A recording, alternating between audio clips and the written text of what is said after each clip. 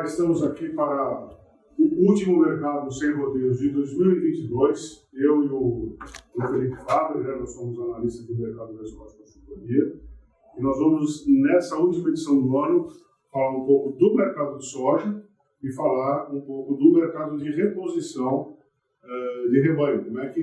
Qual que é o comportamento de preço do bezerro, do boi magro, enfim, das categorias animais cujos preços caíram, né, Fábio? E como é que está o mercado de reposição? Olha, Scott, chegamos. Olá a todos que estão nos acompanhando. Obrigado por mais um ano aí acompanhando a Scott Consultoria em todas as nossas redes. Chegamos a um ano onde o mercado tem trabalhado travado neste final de ano. Poucos negócios têm sido reportados, mas ao longo desse 2022 o que a gente viu foi um mercado pressionado negativamente.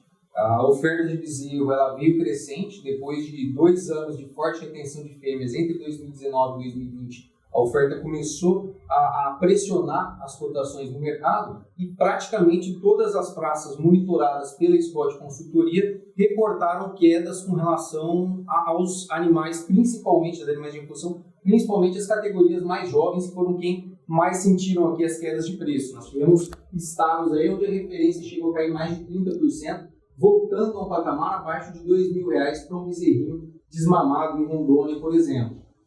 O que ele está dizendo é o seguinte, que acabou a vez da cria, a cria veio se beneficiando do mercado até o meio desse ano, pode dizer assim, e agora o mercado mudou. Tá?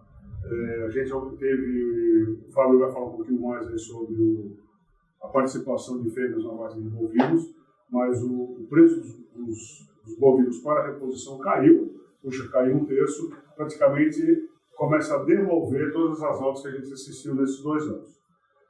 Ou seja, quem tem as referências dos anos anteriores já pode começar a pensar em investir na atividade, porque os preços estão melhores do que há 6 meses. Exatamente, esse é até um ponto que o pessoal geralmente pergunta bastante para nós, como eu posso trabalhar com relação ao momento de baixa no ciclo pecuário de preço, na fase de baixa no ciclo pecuário de preço. Esse momento a gente caracteriza ele como um momento de acúmulo de estoque de arrobas, né? A gente tem um preço para a reposição mais atrativo, então o produtor que trabalha com uma recria e engorda pode se beneficiar, mesmo com uma queda da arroba do boi gordo, como a gente sentiu ao longo desse 2022, com a aquisição da sua reposição mais em conta. E para quem trabalha com um ciclo completo ou até mesmo com a produção apenas de cria, é um momento para se pensar já na próxima fase de alta e na aquisição de futuras matrizes, porque essa queda que veio para as categorias de machos foi ainda mais forte com relação às fêmeas nesse ano de 2022.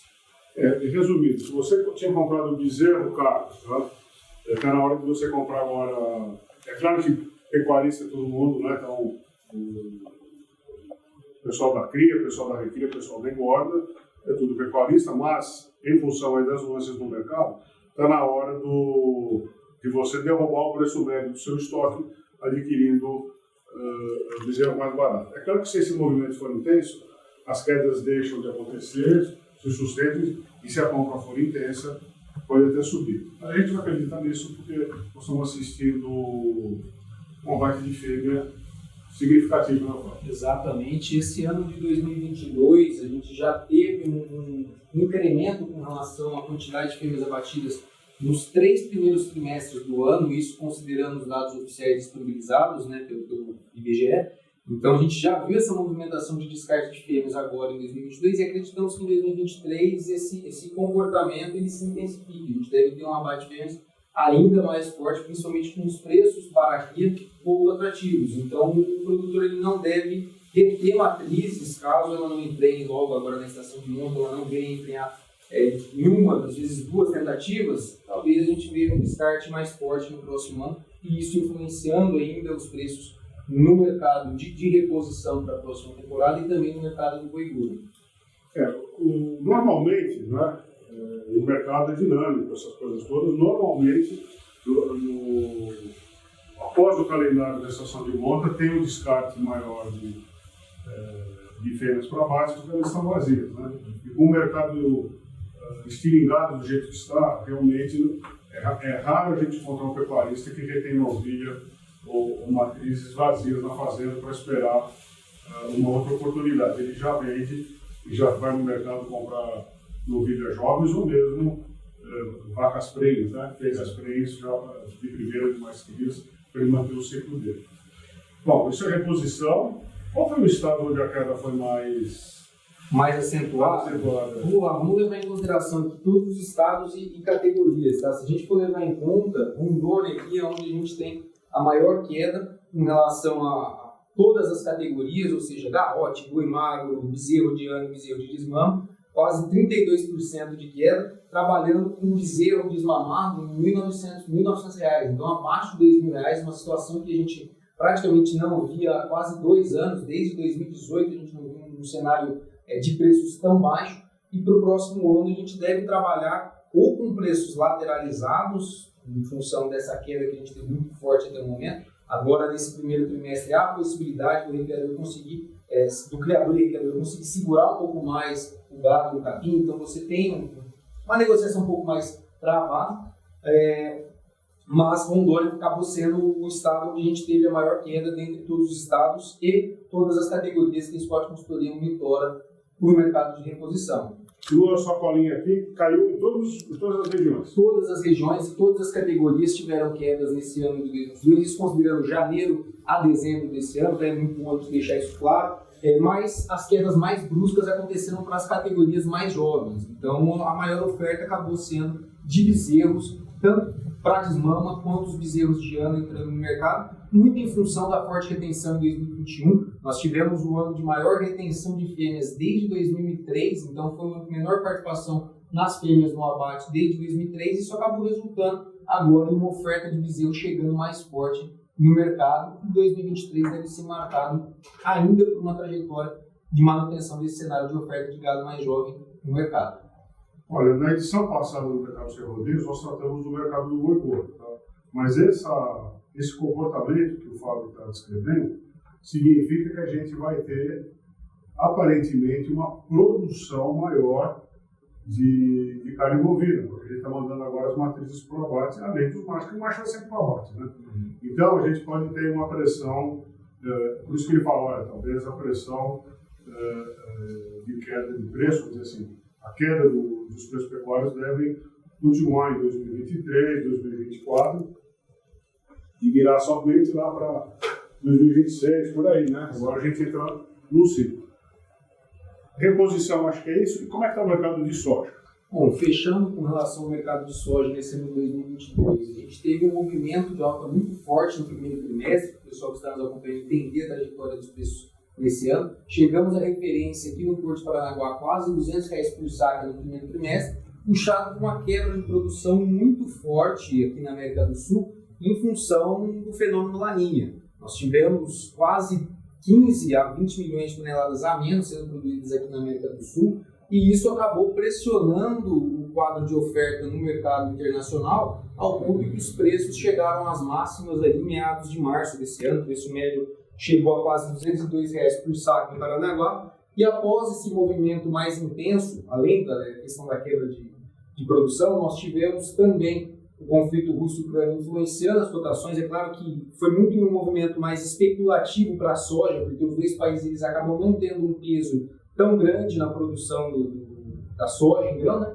Mas isso acabou influenciando as cotações naquele período, e com a safra entrando no mercado, os preços foram perdendo força, mas trabalharam ainda em patamares bem firmes esse ano. Quando a gente leva em consideração o comportamento histórico, nós trabalhamos com um preço médio em torno de R$185 a R$190 por saca após essa máxima ao longo de todo o ano de 2022, sustentado por um quadro de oferta diminuta, um quadro de quebra de produção aqui, e um quadro na safra 22-23 nos Estados Unidos, também com quebra de produção para a soja em grão, puxado pelas condições climáticas. Apesar dessa quebra de produção lá nos Estados Unidos ter sido reportada, não foi uma quebra de produção tão forte quanto a do milho, tanto o milho quanto a soja nos Estados Unidos veio com quebra de produção nessa temporada, mas a soja houve um aumento em área na produção norte-americana que acabou diminuindo essa pressão com relação à quebra de produção, mas ainda assim um quadro global de oferta e demanda bem apertado. Pode complementar, Scott. Não, esse ano, se você quiser lembrar de daqui a 50 anos, como foi 2022, foi o ano da guerra russo-ucraniana e o ano da crise energética e da crise de alimentos, né? O Brasil foi um dos poucos países que manteve o fluxo de alimentos no mercado. Mas você está falando de soja? Parece que a gente está caminhando com o milho por uma situação semelhante, né? De o Brasil se tornar um grande exportador. Isso é muito otimismo ou não? Olha, não acredito que seja muito otimismo, não, Scott. A gente está com um quadro bem positivo esse ano, já se caracteriza aí como um ano recorde para as exportações de milho do Brasil. Já superamos os 42 milhões de toneladas exportadas em 2019. E um dos fatores que leva nós a crermos que isso vai se manter para os próximos anos é a entrada agora da China com relação às compras de milho brasileiro. A China, em 2022, passou a ser o comprador de milho do Brasil, não era até o momento, só que os embarques só passaram a ter peso nos últimos 2 meses, novembro e dezembro. A gente já começa a ver uma participação da China nesses embarques, e isso deve crescer, deve seguir positivo para o próximo ano, principalmente 2023 no caso, com a expectativa de que a Ucrânia produza menos em função do conflito. E a Ucrânia é um forte parceiro comercial da China. Além disso, a China passou nesse ano de 2022 por um problema climático também, que levou aí a uma diminuição da produção por lá. Então isso põe o Brasil no radar do mercado internacional e deve acabar beneficiando sim as nossas exportações de milho, até mesmo se a gente for levar em conta agora um outro competidor brasileiro que acaba sendo aqui na América do Sul mesmo, a Argentina, está passando por problemas climáticos agora nessa safra de verão, então isso tudo deve acabar beneficiando o mercado brasileiro e a gente caminha sim para ser um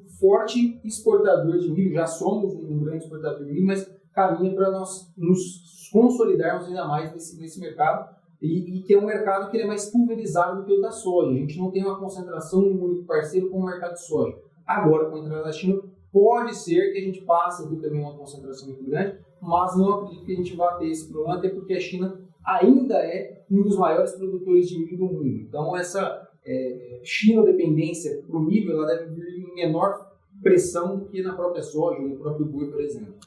A China, na verdade, nesses últimos anos, tem sido um grande alavancador da agricultura global. Não só no Brasil, mas no Brasil, na Argentina, nos Estados Unidos, no Uruguai, na Nova Zelândia, na Austrália, onde tem possibilidade de produção rural, a China ela vai lá e compra o que pode. Tá?